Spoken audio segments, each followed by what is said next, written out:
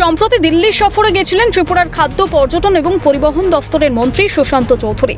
সেখানে বিভিন্ন দফতরের কেন্দ্রীয় মন্ত্রীদের সঙ্গে বিভিন্ন গুরুত্বপূর্ণ বিষয়ে আলোচনা হয় তার।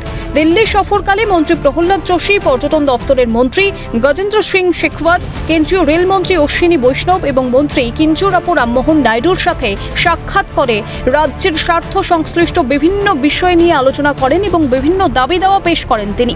রাজ্যের দাবিগুলি সম্পর্কে বৃহস্পতিবার সাংবাদিক সম্মেলনে বিস্তারিত তুলে ধরেন খাদ্যমন্ত্রী সুশান্ত চৌধুরী। সাংবাদিক বৈঠক থেকে রাজ্যের উন্নতিমূলক বিভিন্ন প্রকল্প এবং কাজ শুরুর ঘোষণা খাদ্য, পর্যটন এবং পরিবহন দপ্তরের মন্ত্রী সুশান্ত চৌধুরীর গলায়। রেল নিয়ে একাধিক ঘোষণা মন্ত্রীর।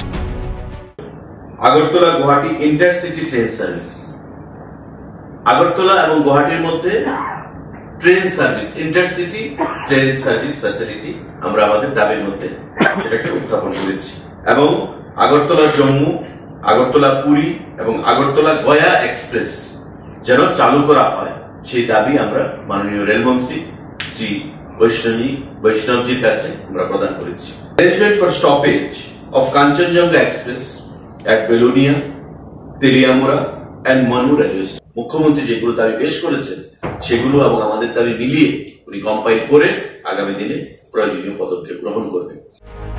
রাজ্যের গণবন্টন ব্যবস্থাকে আরও সুদৃঢ় করতে রাজ্য সরকারের তরফে কেন্দ্রীয় সরকারের কাছে আগরতলায় একটি এফসিআই এর রিজিওনাল অফিস স্থাপন করার জন্য প্রস্তাব রাখা হয়েছিল। কেন্দ্রীয় সরকার এ ব্যাপারে সম্মতি জানিয়ে শীঘ্রই তার প্রক্রিয়া শুরু করার আশ্বাস দিয়েছে, জানান সুশান্ত চৌধুরী।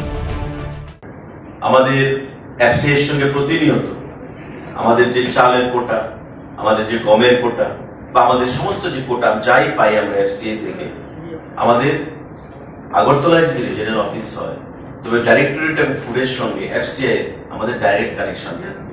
বর্তমানে যেটা আমাদের করসপন্ডেন্সের উপর নির্ভর করতে হয়। তার বাইরে আমাদের উত্তর পূর্বাঞ্চলে এফসিআই রিজিওনাল অফিস যদি আমাদের ছোট করে হলেও যদি আগরতলাতে হয়, স্বাভাবিকভাবেই এটা আমাদের কাছে একটা বিশাল পাওনা। এছাড়াও উল্লেখযোগ্যভাবে তিনি সুখবর শোনান রাজ্যের রেশন ডিলারদের জন্য। রাজ্যের গণবন্টন ব্যবস্থার সঙ্গে যুক্ত রেশন ডিলাররা খাদ্যশস্য বিতরণের জন্য কমিশন বাবদ বর্তমানে কুইন্টাল প্রতি 143 টাকা পেয়ে থাকেন। তবে এবার কেন্দ্রীয় সরকারের পক্ষ থেকে কমিশনের পরিমাণ বাড়িয়ে কুইন্টাল প্রতি 180 টাকা করার জন্য অনুমোদন দেওয়া হয়েছে।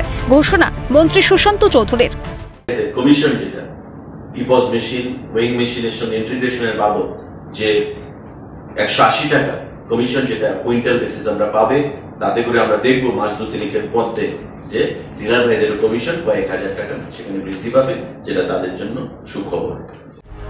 রাজ্যের জন্য অত্যন্ত সুখবর। 2021 থেকে 2022 অর্থ বছরে জাতীয় খাদ্য সুরক্ষা আইন এবং প্রধানমন্ত্রী গরিব কল্যাণ অন্ন যোজনার আওতায় গণবন্টনের খাদ্যশস্য পরিবহন, রেশন শপ ডিলারদের কমিশন বাবদ কেন্দ্রীয় বরাদ্দের প্রায় 53 কোটি 17 লক্ষ টাকা আটকে ছিল এখনো পর্যন্ত।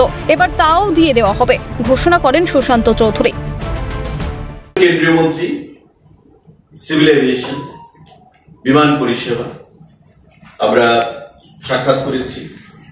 ট্রান্সপোর্ট সেক্রেটারি ছিলেন, এডিশনাল সেক্রেটারি ছিলেন, আমাদের ট্যুরিজম সেক্রেটারি ছিলেন আমাদের সাথে, এবং শ্রী রামমোহন নাইডু। এছাড়াও তার ঘোষণার মধ্যে রয়েছে পর্যটন দফতরের জন্য একাধিক ঘোষণা। স্টেশন, এয়ারপোর্ট সবটাই নতুন করে সাজতে চলেছে ত্রিপুরায়। দিল্লি সফরে গিয়ে তিনি রাজ্যের ঝুলিতে এনেছেন একাধিক সুখবর। রাজ্যের উন্নয়নের পাশে দাঁড়িয়েছে কেন্দ্রীয় সরকারও। এবার শুধু আরও সৌন্দর্যের ত্রিপুরা দেখার অপেক্ষায় ত্রিপুরাবাসী। রেশমি দেবনাথের রিপোর্ট, ক্যালকাটা নিউজ।